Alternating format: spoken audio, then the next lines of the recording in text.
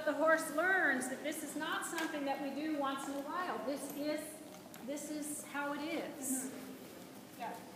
I really felt the difference when you have me like kind of over at the canter. Right. I don't know if it's me just being weaker with my horse, like you said, I'm riding more with my thigh. Do you think that that has a lot to do with it?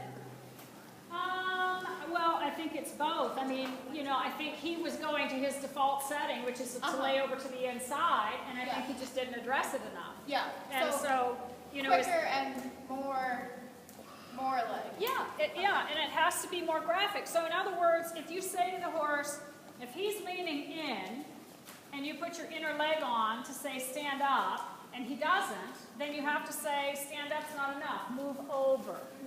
And when he does, then he's going to yield to the degree that you're looking Same for. thing as what we did at the trap, Exactly. like yield over, and then once we got that, you could just, ask instead of actually do it. Everything in dressage is built around the concept of being able to keep the horse balanced from your inner leg over to your outer rein. And that doesn't really tell the whole story because we really have 4 appendages.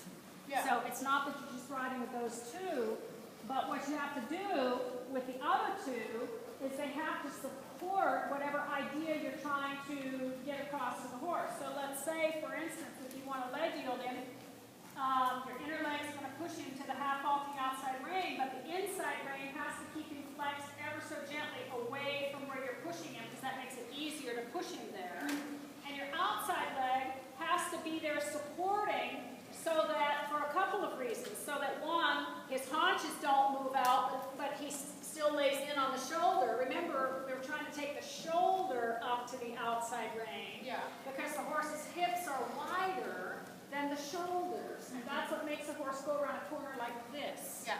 Because they tip down onto that inside shoulder. So your right leg has to say, stay where you are, outside hind leg. Now put the shoulder in front of that outside hind leg. Yeah. And so, we talk about riding from the inside leg to the outside rein, but if you're not supporting that idea with your other 2 appendages, it doesn't work. So, or it works, in varying degrees. Yeah, that makes complete sense. But there's a job for the whole family. Yeah. Yeah, definitely. And so, if you're trying to get the horse to answer the inside leg to the outside rein, the leg yield is a fantastic way to do it because as the horse moves over, his body gives way. So you want him to understand that concept well enough that even on the long side, if you feel him sort of sit on that inside leg, you can apply that same signal that you used for the leg yield, and just the suggestion of that is enough for him to go, okay, I know what that means. Yeah. And that's how we keep our horses round on a straight line.